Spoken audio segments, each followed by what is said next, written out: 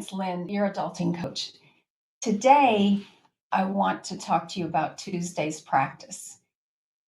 But overall, I really want you to understand that our purpose here is to create unshakable confidence by outsmarting those struggles together with our autistic young adults. Confidence is about our relationship with ourselves. And so we want to create a wonderful, nurturing, loving, encouraging relationship with ourselves and help our autistic young adults feel the same way about themselves so that as they walk through life, they are confident that they can advocate with what for themselves, that they know what they need and they can ask for it and they can provide it to themselves as well.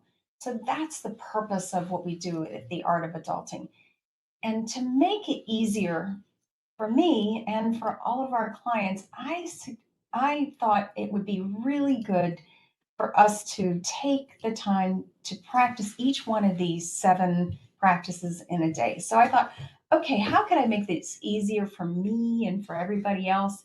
And the answer was to say, okay, on Sunday, I'm going to do this, Monday, Tuesday, Wednesday, Thursday, just kind of get in a rhythm, kind of an easy rhythm in my life. So Sunday, it's acceptance. Tuesday or Monday, it's believing, and then Tuesday, it's connection. And that's what we're going to go over today is connection. And some of my best thoughts on connection, I'm really excited to share with you.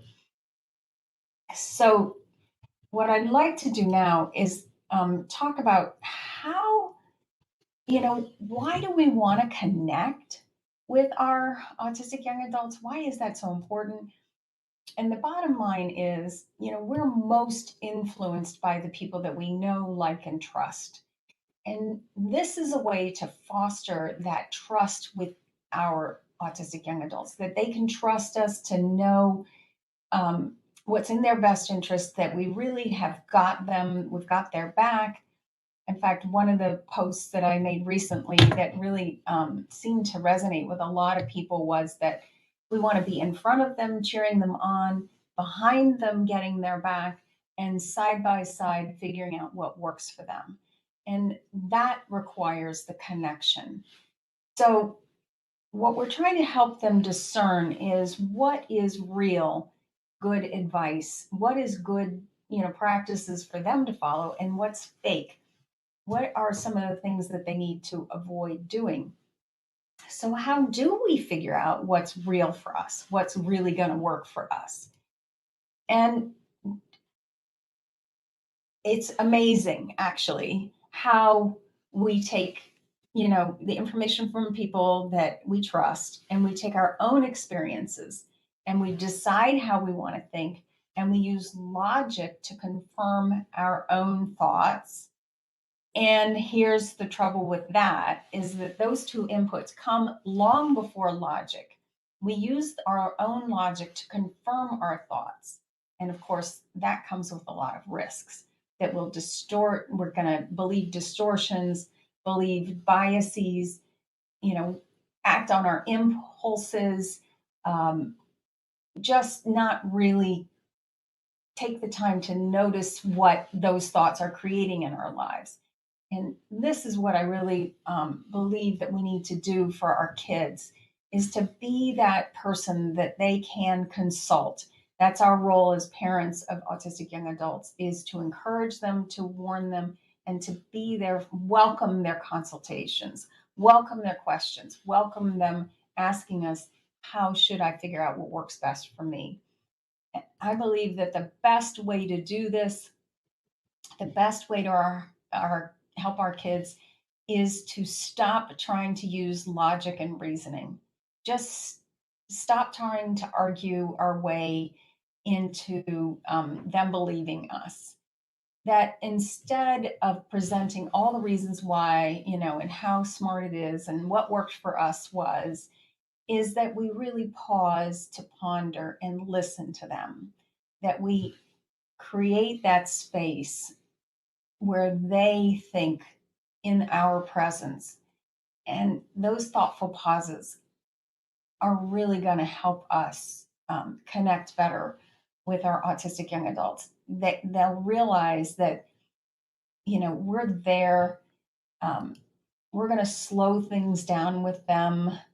We're going to keep our own arousal level at a nice level where we're connecting with ourselves and are centered, and we're going to be very loving with them. And so, how do we do this with our kids, especially after they've done something that we just can't understand why? Why would you think that that was a good idea?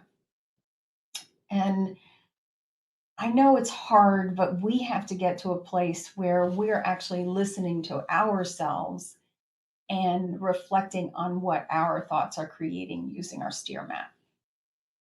And with them, it really, they need a partner who's going to listen to them. And so the listening process, it's a short practice, and it's one I really want to encourage us all to use on a regular basis. Today, I promise I'm going to reflect in my family at least 3 times today. So that's my goal. That first, it seems like, is the way we start out with our reflection, our spoken reflection. It seems like, and that's because we can't be certain that we know what the other person is thinking. There's just no way that we know what's going on inside of them. So we're going to suggest that we have an idea. So it seems like, and then we start with the emotion because we connect. You can just watch their eyes connect right with us when we're doing our best to describe the emotion that we think we see happening in their body. Because, and then we give them a short recap of whatever the situation, whatever they're thinking. And we try to do this in less than 15 words. So, what's going on inside of us is we're taking in what they're saying, or we're taking in what happened, we're sorting it out, we're summing it back up. That's what's happening inside of our heads.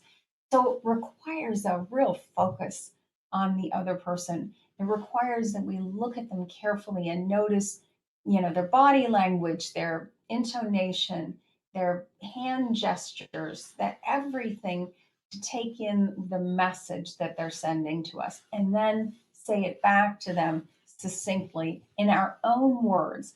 It's not a parrot of what they're saying, because that can come off sometimes as mocking. And that's the last thing we want to do because we're trying to establish a connection. But we want to say it back in our own words. So an example might be, it seems like you're uncomfortable because you're not getting what you need. Pretty generic, but it gives you the idea. Sometimes trying to figure out what their emotion is pretty hard. And so I just like to start out with, it's either uncomfortable or comfortable. I mean, one of the, you're really comfortable. Um, my daughter came home from work yesterday and she was able to hold kittens. So you really are comfortable when you can sit with a little baby kitty and pet it. That's a reflection. You love that. I mean, I could have said, you really love that warm, fuzzy kitty. It would be another way. It seems like you really enjoy being around animals, and that is true for her.